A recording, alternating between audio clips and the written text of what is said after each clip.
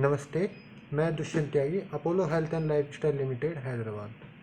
मैं उन सभी लोगों को बताना चाहता हूँ, मेरा यह वीडियो बनाने का उद्देश्य ना किसी हॉस्पिटल का रिप्लेसमेंट है, ना किसी डॉक्टर का रिप्लेसमेंट है। यह सिर्फ मेरे अनुभव और एक्सपीरियंस के तौर पर इस कोविड के टाइम पर जो एक्सपीरियंस अनुभव किया, उसके साथ जो देखा गया और जो मैंने अपने इंटरनल मेडिसन्स और इंटर कार्डियोलॉजिस्ट डॉक्टर्स और फिजिशियन से भी सलाह ली, उनसे डिस्कस भी करा, तो उन्होंने भी यही बताया। एक बहुत बड़े कार्डियोलॉजिस्ट हैं और एक बहुत बड़े ही इस टाइम पर जो डायरेक्टर ऑफ द हॉस्पिटल भी हैं, उनसे सलाह ली जो फिजिशियन हैं, तो उन्होंने भी यही बताया। इस कोविड के टाइम पर हमने देखा गया कि अगर हम अपने ट्रीटमेंट में कोविड ट्रीटमेंट में, कोविड के तौर पर कोविड टाइम में जो भी ट्रीटमेंट चलाया गया है, उसमें स्टेरॉयड खूब चलाया गया है।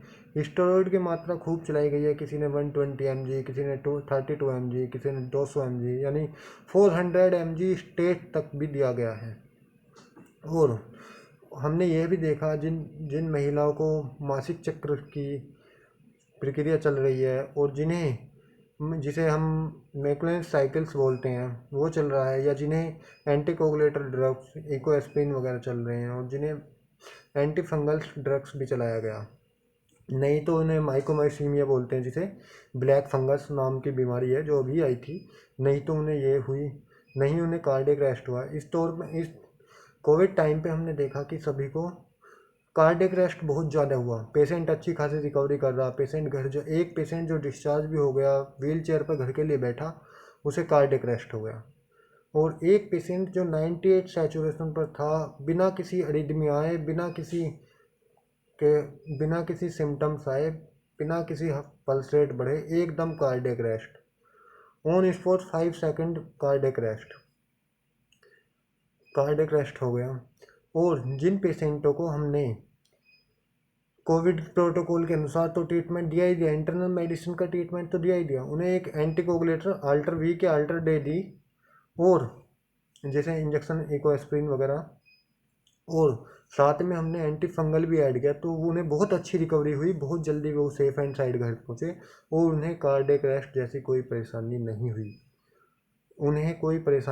वो अच्छे से घर गए ठीक होकर के। तो मेरा तो यही उद्देश्य है, जिन मरीजों का इलाज घर पर चल रहा है, या जो होम क्वारंटाइन है, होम क्वारंटाइन का मतलब ये नहीं है कि हम किसी अस्पताल या किसी डॉक्टर की सलाह ना लें। टेली कॉल करें, टेली कंसल्ट करें डॉक्टर से, मेरे पास भी डॉक्टर हैं, सभी से सलाह लें, और स्टाफ अरेंज करें, एक स्टाफ का अरेंजमेंट रखें जो एक हॉस्पिटल्स के लिए में एप्लीकेबल हो, उसे ही आप ज्वाइन करें अपने घर, जो आपके पेशेंट की देख रेख कर सके। देखिए, सब हॉस्पिटलाइज या हेल्थ केयर से नहीं है। हो सकता है मैं अपने घर में हेल्थ केयर वर्कर हूँ, या मेरे घर में हेल्थ केयर के हों या डॉक्टर हों, तो और 1.25 करोड़ लोगों के पास ना हो। इंजीनियर भी हैं हमारे यहाँ, IPS IAS भी हैं, CA भी हैं, बहुत बड़े बड़े अधिकारी भी हैं, तो उन्हें भी डॉक्टर की ज़रूरत पड़ती है। तो डॉक्टर से टेली कंसल्ट करें और ट्रीटमेंट लें, ट्रीटमेंट लेते रहें, और अपने इसमें लिक्विड डाइट खूब पिएँ, अच्छे से ट्रीटमेंट करें। और हमें अपने ट्रीटमेंट में, या जो पेशेंट घर पर हैं, उस ट्रीटमेंट में एक एंटी एलर्जिक और एक एंटी कोगुलेटर ऐड करनी है, क्योंकि उसका रीज़न ये है कि हम स्टेरॉइड तो खूब ले रहे हैं। हाइपर स्टेरॉइड ड्रग्स होने के कारण पेशेंट का हार्ट कोलैप्स हो जाता है।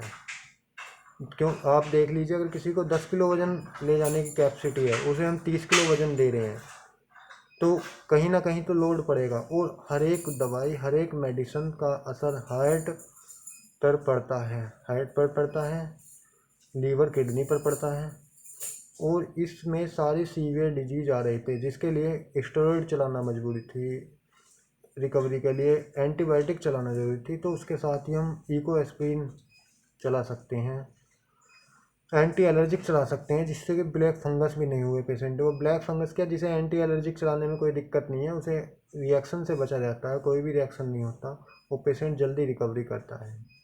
क्योंकि एक ट्रीटमेंट तो हम ले रहे हैं, पता चला नेक्स्ट बीमारी और आ गई, और ये देखा गया कि कार्डियक अरेस्ट हुआ है, अधिकतर पेशेंटों को हुआ। मेरे 25 पेशेंटों में से 3 पेशेंट्स सेफ एंड साइड घर पहुँचे, 8 पेशेंटों को कार्डियक अरेस्ट हुआ, जो अच्छी खासी रिकवरी करते बिना किसी सिम्टम्स, सडनली कार्डियक अरेस्ट और जो डेथ हो गई।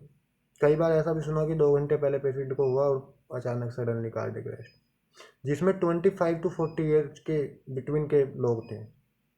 तो मैं तो सभी से यही कहूँगा कि अपना ट्रीटमेंट लें और टेली कंसल्ट करते रहें डॉक्टर से, उसके साथ साथ सबसे कंसल्ट करते रहें और उसके साथ अपना ट्रीटमेंट लेते हैं। लेकिन ये वीडियो उनके लिए है जिन लोगों को ट्रीटमेंट नहीं मिल पा रहा, हॉस्पिटल में एडमिट नहीं हो पा रहे, और जो डेथ होने, कम से कम उन्हें बच तो जाएं वो।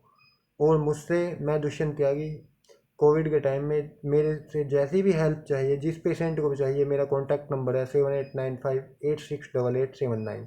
कभी भी कॉल कर सकते हैं। मैं एक हेल्थ केयर वर्कर हूँ। कभी भी कुछ भी कंसर्न हो, कुछ भी, किसी भी बारे में कुछ भी पूछना हो तो बेझिझक होगा। Everybody is safe and side, everybody call me any time anywhere.